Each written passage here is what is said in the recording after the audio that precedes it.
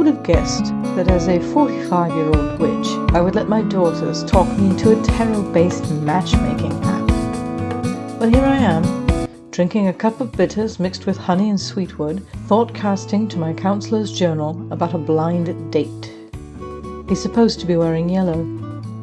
We want to do it at moonrise, in front of the witchlight, but the quality of the photographs are really important to us.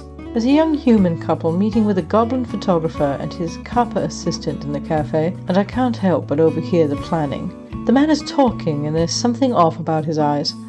Will the time of day and the light be a problem? He keeps the wall of photographs from all over the place. The woman clings to his arm, much more confident in the photographer than her future husband.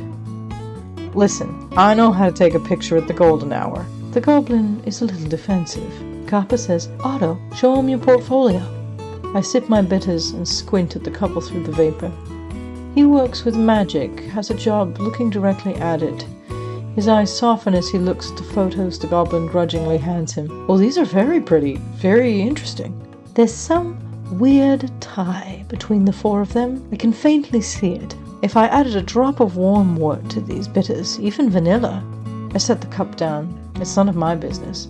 It's not worth tainting myself again. I'm not here because fate brought me to spy on a couple planning their wedding. I'm here because my daughters are meddlers and fools. I check my watch. Mr. Yellow will be here soon. Maybe it's an omen that he's wearing a springtime color in autumn. A bad one. Yellow's a great color, sunshine, growth, warmth. But it's my least favorite color now, because it makes me think of sunshine, cold, and mistakes.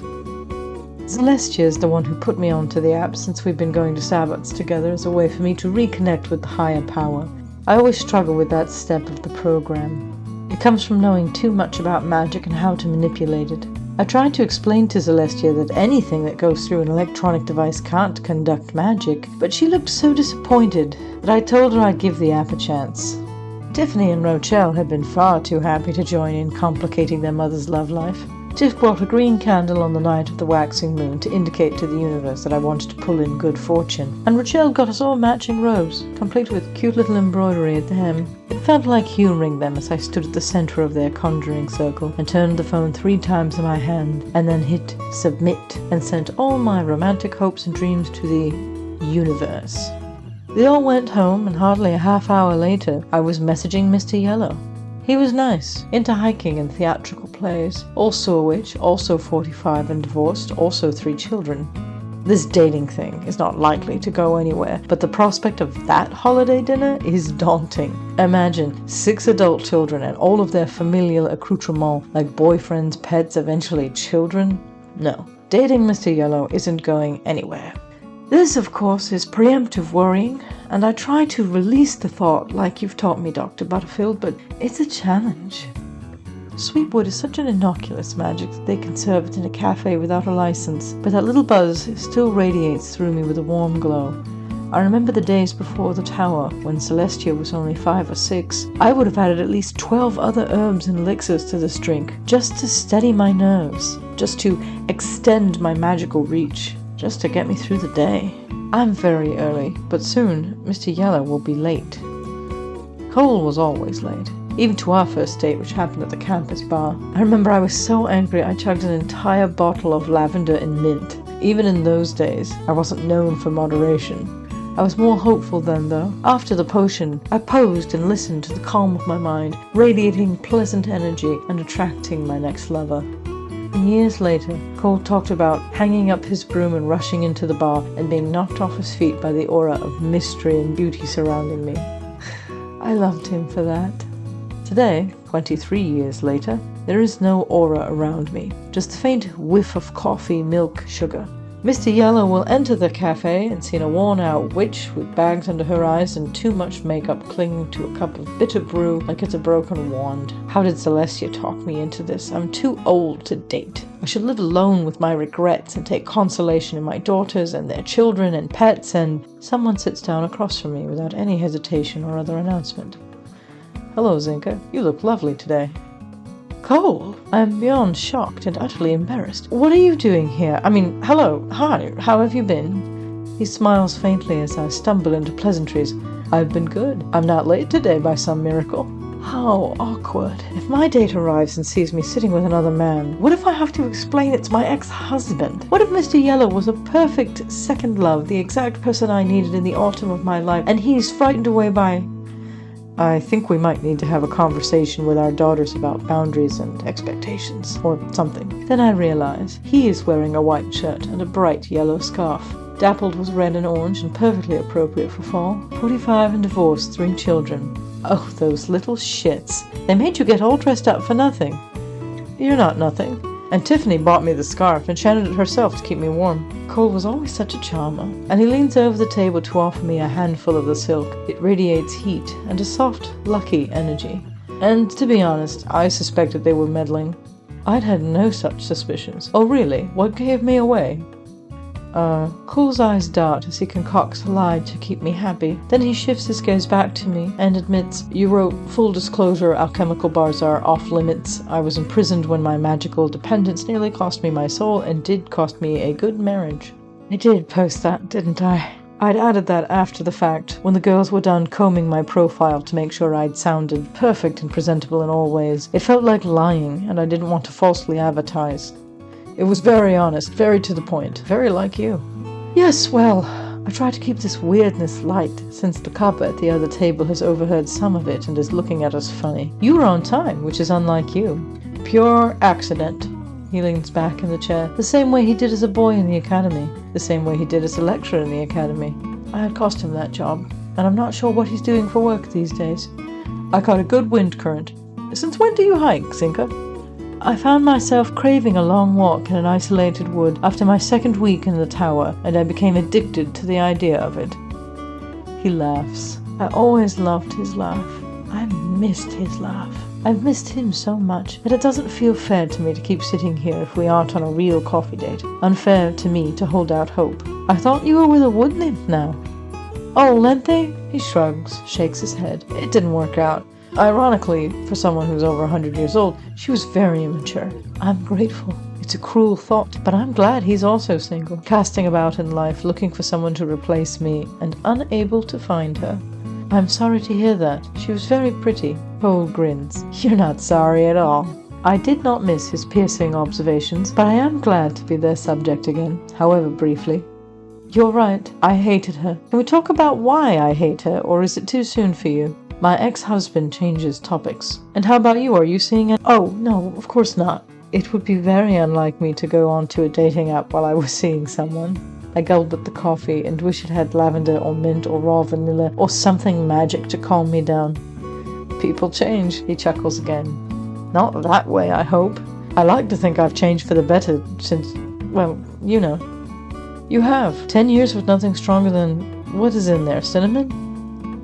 I nod, feeling uncomfortably judged, like he's about to run an alchemical scan on my drink to make sure this bit of sweetwood doesn't violate the conditions of my promise. There's a rather complicated list of how much magical ingredients someone like me can have in combination, but everything is pretty alright in isolation. I mean, not the hard stuff, obviously, mandrake and wolfsbane and such, but who puts those in bitters? Zinky, do you want to treat this like a date? Cole leans forward, elbows resting on the table. Pretend like we never met? Some things don't change. Cole is still unbelievably naive, and I still want to shelter him from every terrible thing I've ever done, and that's still not fair to him. Cole, we were married. We have 3 daughters. I ruined your academic career and your life with my addiction. Why play pretend?